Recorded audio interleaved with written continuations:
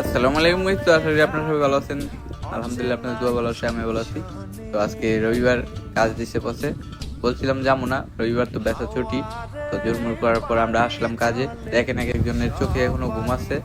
তো আমরা গাড়ি থেকে গাড়িতে উঠছি আমরা প্রায় 6টার দিকে।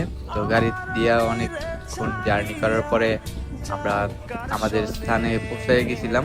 তো পৌঁছানোর পর ওই জায়গায় প্রথমে চিনতেছিলাম না হসপিটাল কোনটা, এদিকে একটা ওইদিকে একটা ছিল।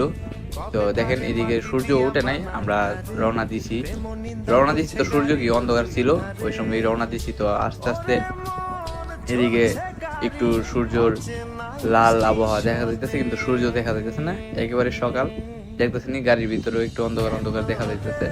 তো আমরা গাড়ি দিয়ে জার্নি করে আসার পরে এদিকে আইসা একটু হালকা পাতলা নাস্তা করলাম।